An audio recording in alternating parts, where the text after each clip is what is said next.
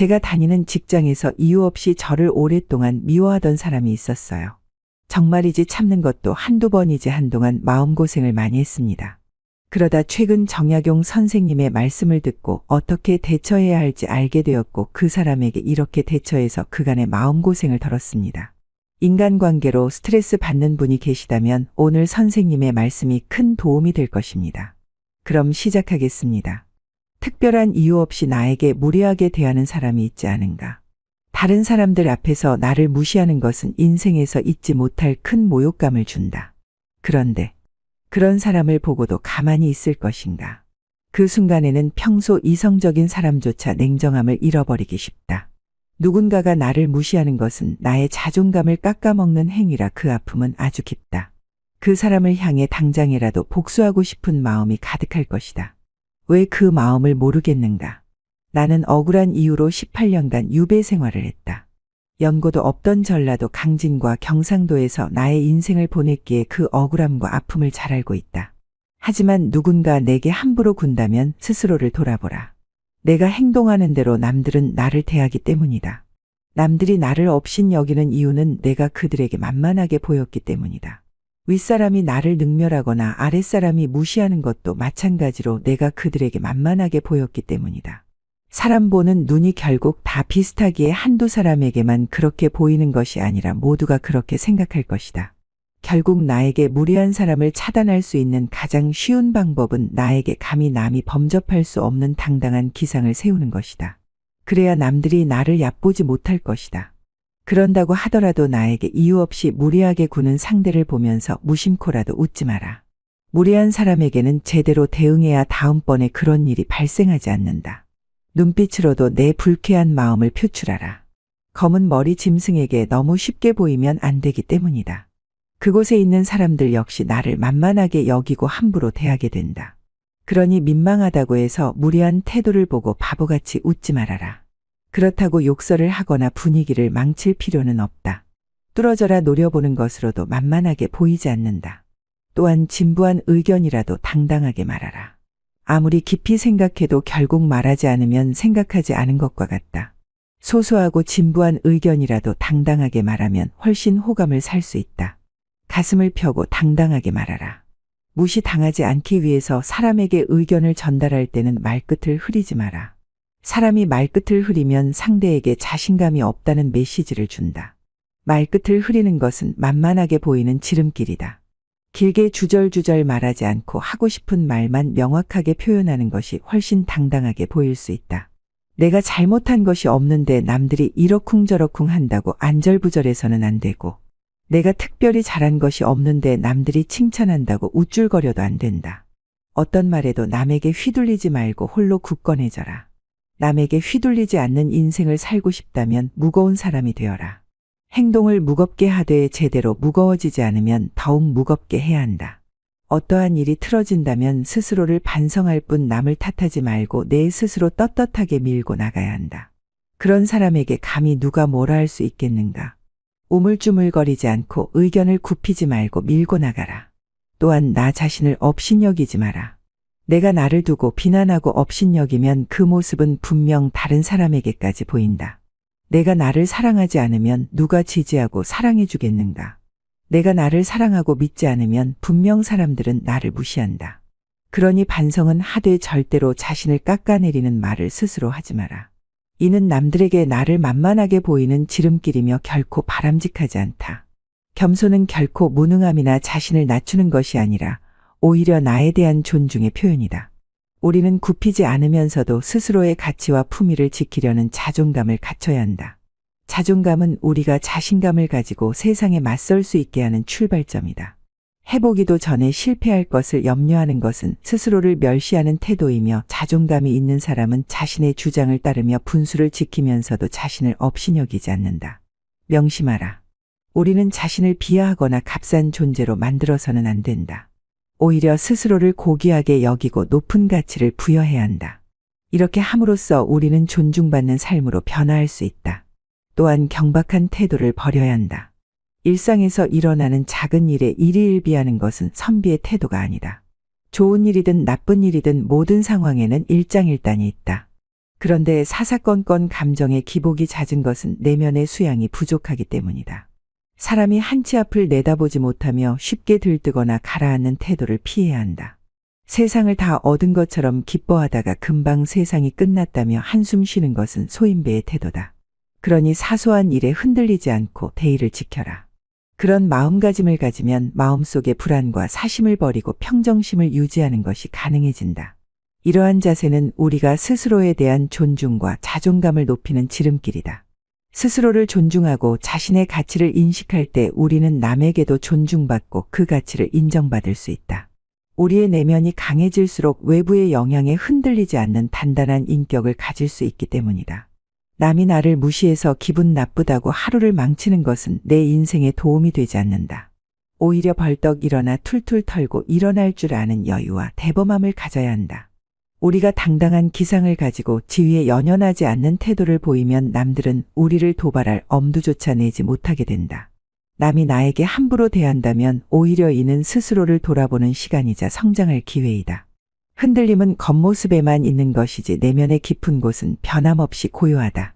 이처럼 생각과 뜻이 크고 넓은 사람은 경박함에서 벗어날 수 있다. 항상 바른 자세를 유지하라. 바른 자세야말로 강력한 언어의 수단이다. 우리가 자세를 바르게 하면 말의 설득력이 높아지고 심리적으로도 자신감이 생긴다. 바른 자세만으로도 그 사람의 당당한 기상을 만들 수 있다. 자세가 바르면 인생도 밝아진다. 바른 자세로 앉을 때 내가 해야 하는 길이 보이고 막연한 두려움이 줄어든다. 허리를 바르게 세우고 앉으면 단전에서부터 정수리로 뜨거운 기운이 밀고 올라온다.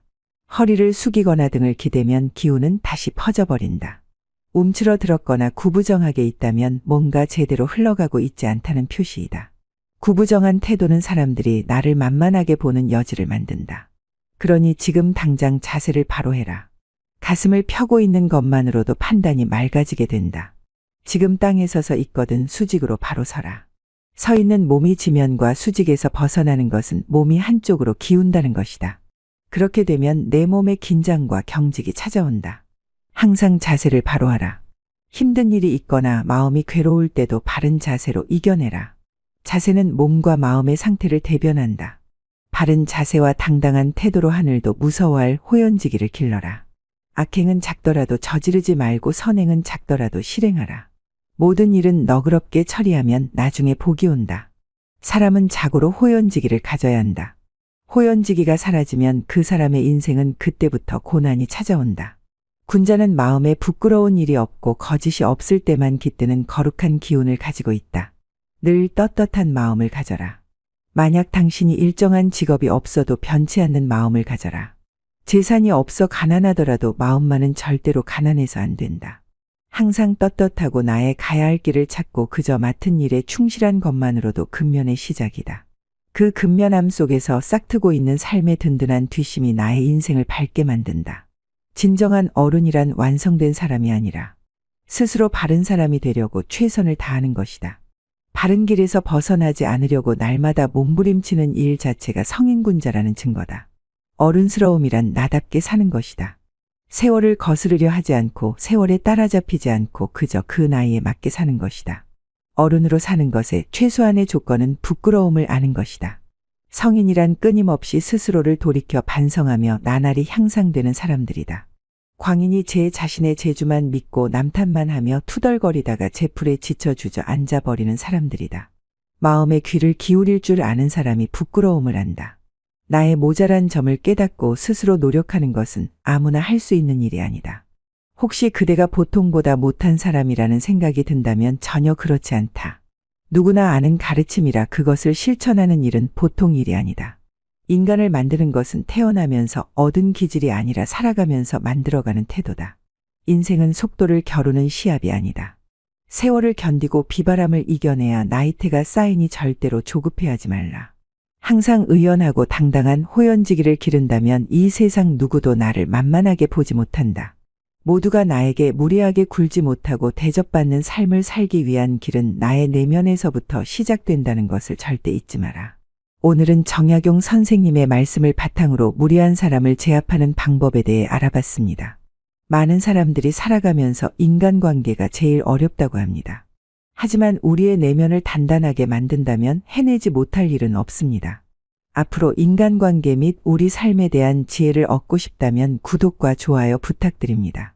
귀한 시간 내어 시청해 주셔서 정말로 감사드립니다.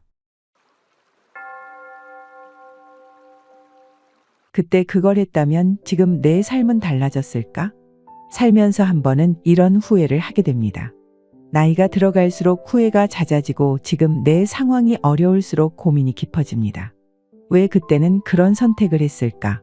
지금 아는 것을 그때도 알았더라면 더 나은 선택을 할 수 있었을 텐데라고 아쉬워합니다. 대다수의 직장인은 은퇴 후 삶을 걱정하면서도 준비는 차일피일 미룹니다. 아직 그래도 은퇴까지 남은 시간이 많다며 마치 남의 일처럼 강 건너 불구경하듯 하죠. 하지만 이런 분들이 아직 모르는 게 있습니다. 막상 은퇴가 임박해 발등에 불이 떨어지면 할 수 있는 일이 그리 많지 않다는 것입니다. 그러니 아직 손쓸 여력이 있을 때 일찌감치 시작해야 합니다. 실제로 제가 다니는 직장에서 먼저 은퇴한 상무님을 만나보니 더욱 더 공감이 가더라고요. 은퇴 후 만난 상무님은 전혀 다른 사람이었습니다. 얼굴에 근심이 가득하길래 걱정이 있으시냐고 물었더니 한숨을 쉬셨습니다. 그동안 매달 들어오는 월급이 너무나도 당연한 줄 알고 미리 은퇴 후를 준비하지 않았던 것이 너무나도 후회스럽고 하루하루가 막막하다고 말이죠. 그러면서 저에게 해주셨던 충고들을 바탕으로 저는 미리 은퇴 준비를 해보려고 합니다. 혹시 여러분도 늦었다고 생각되더라도 절대 포기하면 안 됩니다. 늦었다고 생각하는 건 나만 그런 것은 아니니까 크게 자책할 필요 없습니다. 그러면 은퇴자들이 미리 알았으면 좋았을 거라고 땅을 치고 후회하는 것들에 대해 이야기해 보겠습니다. 첫째, 개인연금에 더 많이 관심을 가지지 못한 것. 은퇴 후 당장 아쉬운 건 그동안 몰랐던 월급의 소중함입니다. 매달 받던 월급은 온데간데 없이 사라지고 그 자리를 연금이 대신하게 되죠. 하지만 아무리 준비를 잘하더라도 연금이 월급을 완벽하게 대체하지는 못합니다. 월급에 비해 연금이 턱없이 모자라기도 하고 월급이 사라지자마자 바로 연금을 받지 못하는 경우가 많기 때문이죠. 그래서 아무리 준비를 한다고 해도 연금에 아쉬운 점이 있을 수밖에 없습니다. 그 중에서도 놀라운 점은 퇴직자 500명을 대상으로 설문조사를 한 결과 무려 55%가 국민연금보다 개인연금에 대해 더 큰 아쉬움을 갖고 있었습니다. 직장 생활을 하는 대부분은 국민연금 보험료를 납부해서 노령연금 수급 자격을 갖췄을 텐데 당장 손에 쥔 것보다는 쥐지 못한 것에 대한 아쉬움이 남기 마련입니다. 실제로 정년을 앞둔 예비 은퇴자들과 노후 이야기해보면 연말정산 때 세액공제 혜택을 주는 연금저축과 개인형 퇴직연금에 가입하지 않은 것을 후회하는 선배님들이 많습니다. 일찌감치 연금저축과 개인형 퇴직연금에 가입했더라면 더도 덜도 말고 매년 세액공제 한도에 맞춰 꾸준히 저축했더라면 소득 공백도 메우고 부족한 생활비에 보탤 수도 있을 텐데 하고 말이죠. 개인연금에 대한 아쉬움이 큰 것은 노령연금만 갖고 노후 생활비를 충당하기 버겁기 때문일 것입니다. 국민연금연구원 조사에 따르면 부부가 노후 생활을 하려면 한 달에 최소 277만 원은 있어야 적정하다고 합니다. 하지만 이 수치는 전국 평균이라 만약 서울에서 거주하는 부부가 은퇴 생활을 하려면 한 달에 340만 원이 있어야 적정한 수준이라고 하는데요. 하지만 노령연금 수령액은 여기에 한참 못 미치죠. 올해 3월 기준으로 노령연금 수급자는 월 평균 62만 원의 연금을 받습니다. 가입 기간이 짧을수록 더욱 금액은 낮아집니다. 그래서 아무리 작은 돈이라고 생각되더라도 국민연금을 좀 더 받을 수 있게 신경 쓰지 못한 걸 후회하는 은퇴자도 상당히 많습니다. 너무 작은 돈이라고 생각하지 말고 부부가 함께 노령연금을 받을 수 있으면 상황은 훨씬 더 나을 것입니다. 요즘은 맞벌이가 대세지만 옛날에는 그렇지 않았습니다. 남편이 돈을 벌어오고 아내는 전업주부로 외벌이가 많았죠. 남편이 현역 때 혼자 벌면 은퇴하고 연금도 혼자 받을 가능성이 높습니다. 전업주부는 국민연금 의무가입 대상이 아니기 때문이죠. 하지만 젊어서는 국민연금 보험료를 안 내서 좋지만 나이 들어 노령연금을 못 받는 것이 아쉬운 때가 반드시 옵니다. 하지만 전업주부도 국민연금에 임의 가입을 해서 10년 이상 보험료를 납부하면 노령연금을 받을 수 있습니다. 출산이나 육아를 위해 직장을 그만둔 경우에는 경력 단절 기간에 납부하지 않은 보험료를 추후에 납부할 수도 있죠. 바로 이것을 놓치는 분들이 아주 많습니다. 외벌이라고 아무것도 할 수 없을 줄만 알았는데 실제로는 노령연금 맞벌이가 되는 겁니다. 백지장도 맞들면 낫다는 말처럼 부부가 함께 연금을 받으면 노후 생활비 마련이 훨씬 수월해집니다. 그러니 더 늦기 전에 두 분이 함께 준비하시기 바랍니다. 칠순거지가 되지 않기 위한 두 번째, 곡간자산과 우물자산을 구분해서 관리하라. 노후에 아무리 생활비를 아끼더라도 사람이 집에서 밥만 먹고 살 수는 없습니다. 외출도 해야 하고 외출을 하면 또 소비를 하게 됩니다. 하지만 막상 노후에 돈을 쓰려면 너무 아깝고 내 미래가 걱정되는 불안함이 생기기 마련입니다. 이럴 때 노후재정 전문가는 필수 생활비와 자산을 축적해둔 곡간자산을 구분하라고 조언합니다. 식비, 생활비, 문화비를 필수 생활비로 구분해서 땅이 마를 때 사용하는 우물재산처럼 쓰고 평상시에는 문을 굳게 걸어 잠그고 버티는 곡간자산을 구분하라는 것이죠. 이렇게 용도에 맞게 둘을 구분해야 노후 생활비에 대한 막연한 불안함이 사라질 수 있습니다. 왜냐하면 돈을 한 곳에 모아놓으면 통장이 괜히 돈이 많은 것처럼 착시 현상이 일어나 소비가 관리 안 되기도 하고 통제력이 떨어집니다. 게다가 은퇴를 하면 우리는 시간 부자가 됩니다. 시간이 너무나도 많아진 건 좋은데 시간을 보내려면 돈이 필요합니다. 그래서 노후에는 더더욱 여러 취미에 관심을 갖기 마련인데 우물자산과 곡간자산을 구분하면서 취미에 사용할 자금도 우물자산으로 미리 구분을 해두는 것이 필요합니다. 은퇴 후 취미생활은 필수이지만 거기에 사용할 자금을 미리 구분해두고 준비하지 않으면 괜한 돈이 나가는 것 같아 선뜻 돈을 쓰지 못하고 무료한 나날을 보내기 때문입니다. 그러니 여러분은 생기 있는 은퇴를 위해 곡간자산과 우물자산을 분리해서 관리하시기 바랍니다. 칠순거지가 되지 않기 위한 세 번째, 퇴직하고 할 일을 미리 준비해 둘 걸. 우리가 직장에서 은퇴하면 평생 일을 안 하고 살까요? 저도 그렇게 생각한 적이 있지만 그렇지 않습니다. 100세를 넘게 사는 요즘 우리는 아직 젊고 충분히 일할 능력과 남들보다 잘할 자신도 있습니다. 제일 중요한 것은 아무 일도 하지 않아도 될 만큼 경제적인 준비가 되어 있는 경우도 많지 않다는 것이죠. 최소한 노령연금을 수령할 때까지는 일을 하려고 하는 것이 정신적으로나 재정적으로 좋습니다. 하지만 직장을 나와 은퇴 후 일자리를 찾으면 일자리가 마냥 기다리고 있지 않습니다. 재취업과 창업을 준비하려면 시간이 필요하기 때문입니다. 그래서 재직 중에 미리 준비를 시작하면 시간을 단축할 수도 있지만 은퇴 후 걱정만 하고 있는 사람들에게는 쉽지 않습니다. 새로운 일자리를 찾는 것보다 현재 일자리를 지키고 싶어하고 또 퇴직 후에도 금방 일자리를 찾을 수 있다고 생각하지만 결코 쉬운 일이 아닙니다. 그래서 많은 분들이 퇴직하고 나서 헐레벌떡 준비를 하는 거죠. 하지만 은퇴 후 일자리를 찾는 것은 생각보다 어렵고 시간이 걸립니다.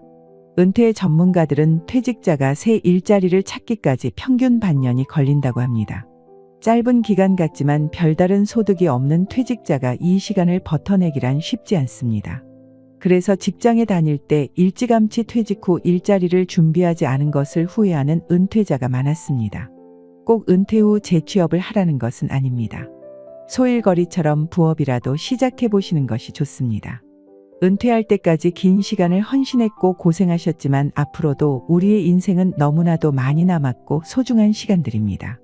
은퇴 후를 생각하면 막막하고 막연하겠지만 미리미리 준비하셔서 여러분의 인생 후반전을 빛내시기 바랍니다. 오늘 영상이 여러분의 삶에 도움이 되길 바라며 구독과 좋아요 한 번씩 부탁드리겠습니다. 분명히 좋지 않은 인간관계가 있습니다. 우선 제가 겪은 이야기를 어렵게 꺼내볼까 합니다. 저는 대학을 졸업하자마자 자영업을 시작했고 직업 특성상 저희 부모님과 비슷한 나이의 직원들과 일했습니다. 처음에는 당연히 부모님 같은 분들이라 생각해서 존경하고 잘해드리고 했지만 겉모습만 어른이지 사람 같지 않은 인간들이 아주 많았습니다. 알게 모르게 저를 무시하고 일하면서 상처도 많이 받고 인간이 무서운 생각도 들었지만 항상 참아왔습니다. 그러다 우울증이 심해질 때까지 매번 마음고생하고 스트레스를 받다가 기존 직원들을 모두 잘라버렸습니다. 당시에 저에게는 정말 큰 결정이었죠. 하지만 이후 깨달은 것이 있습니다. 모든 인간관계가 다 중요한 건 아니다. 그리고 내가 모두에게 좋은 사람일 수는 없다. 이 태도 하나로 삶이 편안해졌습니다. 우리가 맺는 인간관계는 과연 얼마나 소중할까요? 살아가다 보면 반드시 좋지 않은 인간관계가 있습니다. 내가 갑이고 어른이어도 나에게 갑질을 하고 불쾌하게 만들죠. 그런 사람들이 처음부터 꼭 그러는 것은 아닙니다. 이 사람은 만만하구나. 조금 더 무시해볼까. 이렇게 사람을 봐가면서 교묘하게 하나씩 건드려 보다가 무시합니다. 만약 여러분들 중에 그런 사람에게 괜히 잘 보이고 싶거나 관계를 좋게 만들고 싶어서 식사를 대접하거나 차를 대접하는 분이 계시다면 절대 그러지 마세요. 그럴 돈이 있으시면 그냥 기부를 하거나 가난한 사람을 도와주세요. 그런 사람들은 무엇을 해도 나를 계속 무시하고 무례하게 대합니다. 심지어 자기 일을 남에게 부탁하는 입장에서도 화를 내는 경우가 있습니다. 다른 사람에게 굉장히 갑질을 하지만 잘 관찰해 보면 그런 사람들이 아무에게나 그러는 것이 아닙니다. 만약 여러분 주위에 나를 교묘하게 무시하는 그런 사람이 있다면 아마 여러분이 여지를 주는 착한 사람이기 때문에 그럴 것입니다. 예를 들어 만약에 여러분이 식당에 갔습니다. 그 식당 주인과 종업원이 굉장히 친절하게 잘 대해준다고 해볼게요. 그럼 일반적인 사람들은 괜히 더 미안해서 이렇게까지 하실 필요는 없어요. 괜찮습니다. 감사합니다. 이렇게 말하고 넘어갑니다. 좀 부담스럽다는 생각도 들기 때문이죠. 하지만 어떤 사람들은 이렇게 하는 것을 아시나요? 나에게 굉장히 친절한 사람을 보면 내가 막해도 되겠구나. 이렇게 생각합니다. 자기가 뭐라도 되는 줄 아는 것이죠. 그때부터는 자기가 대단한 사람이라도 된 것처럼 착각을 해서 그 다음부터 갑질을 하기 시작합니다. 이런 이야기를 하는 이유는 여러분이 만약 그런 사람에게 마음고생을 하고 있다면 아마 여러분이 너무 착한 사람이라 그럴 수 있다는 것입니다. 내가 그 사람에게 괜히 더 친절하게 했나? 이렇게 생각해 볼 필요가 있습니다. 너무 상대방의 비위를 맞춰주기 위해 노력하고 배려했던 것이 그런 사람들에게는 남을 무시할 만한 요소가 되는 것이죠. 어떤 분들은 이런 자기 자신을 자책하기도 합니다. 하지만 그러실 필요 없습니다. 남에게 무례하고 악마같이 구는 사람이 잘못입니다. 다만 여러분이 너무 친절하게 대했거나 그 사람의 비위를 맞추기 위해 너무 노력한 것이 아닌가 점검하고 주의할 필요가 있습니다. 나를 무시하는 사람에게 정색하고 화를 낼 필요는 없습니다. 그렇게 한다면 멀쩡한 주위 사람들까지 나를 이상하게 볼 수 있기 때문이죠. 그래서 절대 분위기를 망치지는 않으면서 할 말을 하는 법을 아셔야 합니다. 이런 사람들의 특징이 뭐라고 했죠? 서서히 간을 봐가면서 건드려도 되는지 아닌지를 본다고 했습니다. 그래서 간을 볼 때 확실히 자기 목소리를 내기만 하면 됩니다. 화를 낼 필요조차 없습니다. 예를 들어 회식에서 갑자기 나를 보고 밥을 사라고 뜬금없이 무안을 준다고 해볼게요. 그러면 웃으면서 제가 대접받는 날인데요. 이렇게 표현합니다. 그러면 주위 사람들도 기분 상할 것 없으면서 자신의 목소리를 내는 것이죠. 이렇게 하면 그 사람이 조금 당황하기 시작합니다. 생각보다 만만하지 않겠네? 이렇게 판단하게 되는 거죠. 물론 내가 여유가 좀 되고 돈이 많으면 사도 되겠죠. 하지만 그건 내가 결정할 일이지 남이 갑자기 뜬금없이 무리하게 사람들 앞에서 사라고 한다고 내가 알겠습니다라고 할 필요는 없습니다. 그렇다고 화를 내면서 내가 왜 그래야 하냐고 할 필요도 없습니다. 웃으면서 왜 그래야 하냐고 물어보면 됩니다. 얼굴을 붉히지 않고도 나의 체면도 살리면서 만만하게 보이지 않는 방법입니다. 하지만 자세히 보면 우리 주위에 심성이 착한 사람이 많습니다. 이 영상을 보는 여러분이 아마 그런 사람일 확률이 높습니다. 하지만 나에게 무례하게 하는 사람에게 마냥 잘해줄 필요는 없습니다. 직장에서 지나다니면서 자주 만나는 사람이 있다고 해볼게요. 나는 반가워서 안녕하세요. 언제 시간 되시면 밥이라도 함께 하자고 반갑게 인사하는데 상대방이 건성으로 대답을 한다면 그 이후부터는 나도 건성으로 대하면 되는 것입니다. 전화를 할 때도 마찬가지입니다. 나는 예의 있게 대하는데 상대방이 건성으로 무미건조하게 대답한다고 하면 그 사람에게 계속 굽신거릴 필요는 없습니다. 적당한 선에서 나도 비슷하게 하는 게 옳은 인간관계입니다. 꼭 그런 사람들이 갑자기 무리하고 무리한 부탁을 하는 거죠. 왜 그럴까요? 건드려도 되는 사람이라고 판단하기 때문입니다. 그래서 사람을 봐가면서 무시하는 사람에게는 똑같이 대하거나 내 목소리를 내는 것이 반드시 필요합니다.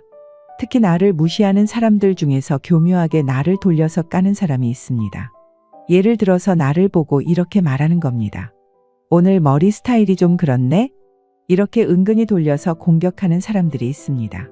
물론 그냥 넘어갈 수도 있지만 그 자리를 떠나서 생각하면 생각할수록 기분이 나빠요. 그렇다고 다시 가서 따지는 것도 애매합니다. 그럴 때는 그냥 그 사람이 교묘하게 이야기할 때 대놓고 받아치는 것입니다. 제 머리 스타일이 어떤데요? 제 머리에 문제 있나요?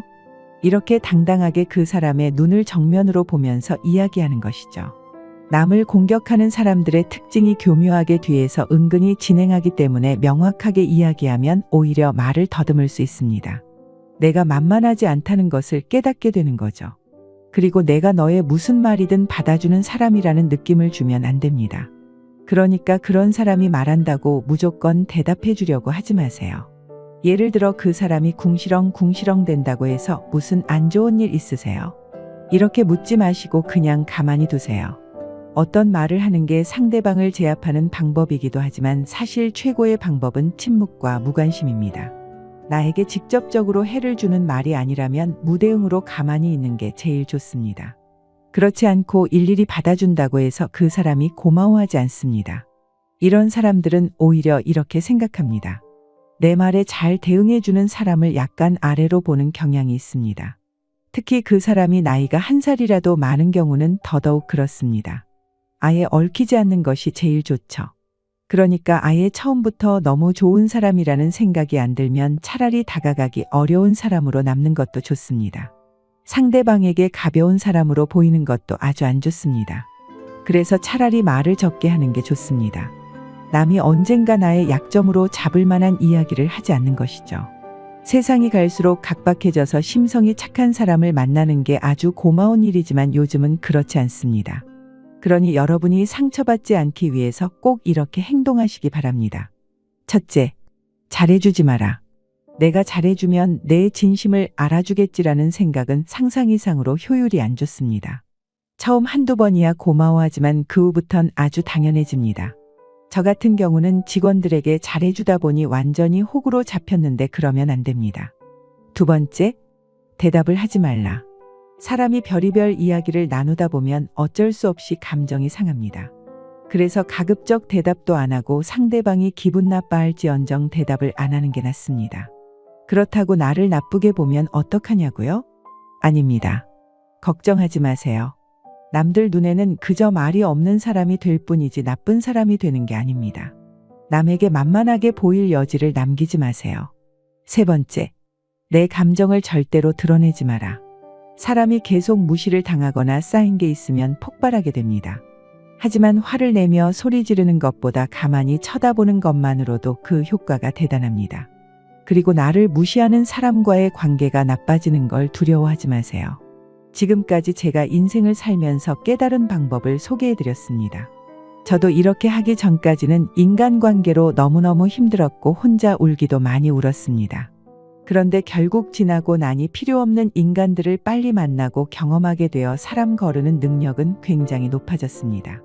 여러분도 스스로를 비난하거나 자학하지 말고 제가 알려드린 대로 해보시기 바랍니다. 내 곁에 아직 좋은 사람이 없다고 해서 슬퍼하지 마시고 다들 힘내시기 바랍니다. 잊지 마세요. 모든 사람에게 다 잘해줄 필요는 절대 없습니다. 내 가치를 알아주는 사람에게만 잘해주면 됩니다. 오늘 영상은 여러분에게 큰 도움이 될 것 같습니다. 구독, 좋아요 한 번씩만 눌러주시면 저 역시 큰 도움이 될 것 같습니다. 그럼 시청해 주셔서 정말로 감사합니다.